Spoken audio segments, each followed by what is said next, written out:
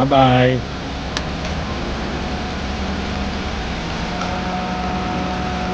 Ay, bye-bye, Papa. Bye-bye.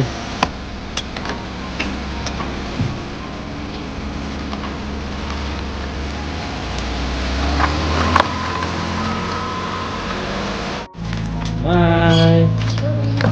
Ingat sa pagtawid ah. Ha? Sa may supermarket. Bye. Tawid mo ah.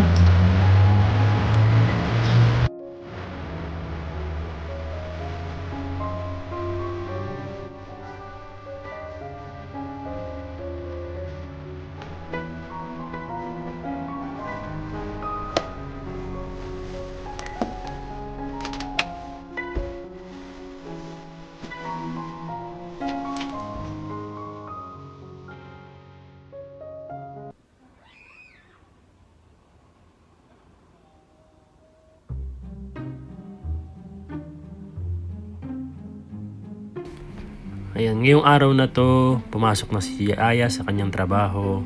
Si Yuna at si EG pumasok na rin sa kanilang mga school. At ngayong araw na to, ako ay pupunta ng ospital para magpa-check up ng aking nararamdaman.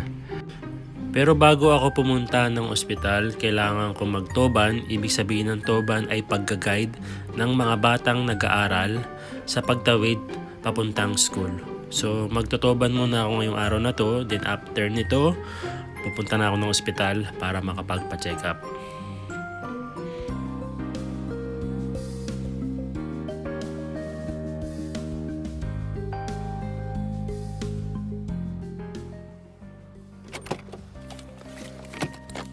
So ayun, natapos na yung aking pagtotoban, yung pagka-guide sa mga bata.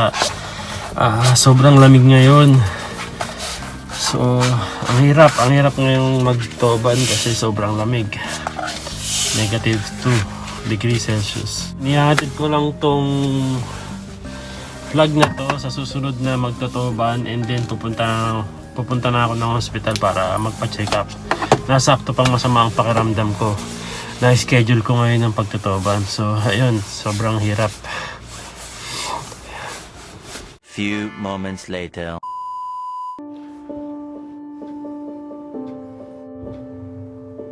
Ang dami kong iniisip, ang daming tumatakbo sa isip ko ngayon.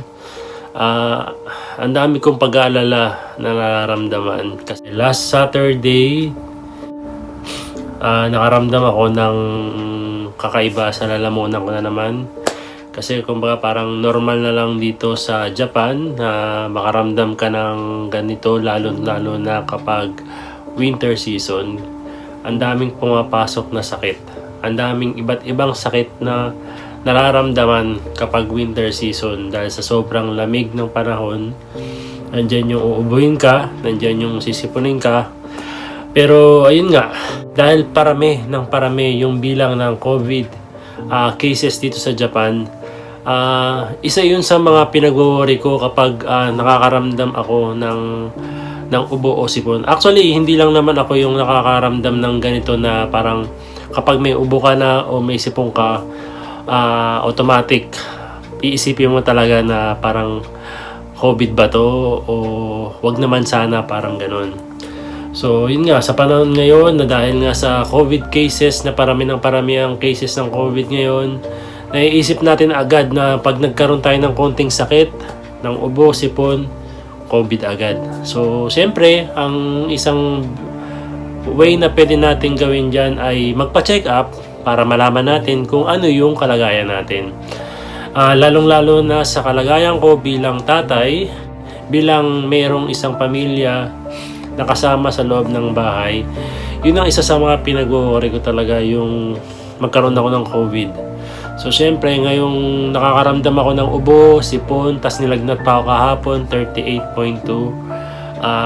Ngayong araw na to, kailangan ko talaga magpa-check up para malaman ko kung ubo lang talaga siya or sipon lang talaga. So ngayon pupunta ako ng ospital para magpa-check up at maging okay ang kalagayan ko, gumaling ubo at sipon ko. Na sana hindi naman talaga siya COVID. So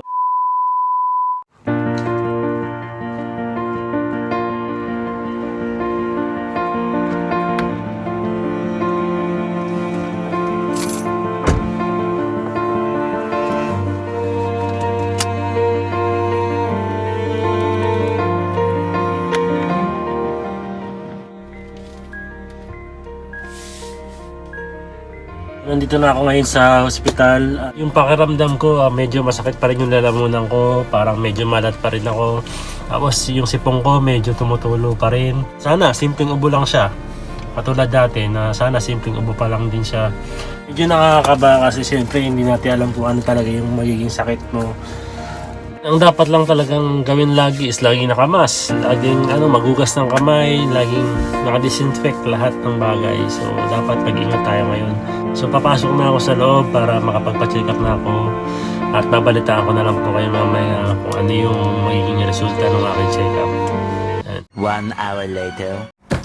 Ayun, nakauwi na ako ng bahay at nakapagpa-check up na ako. Sa awa ng Diyos, okay naman.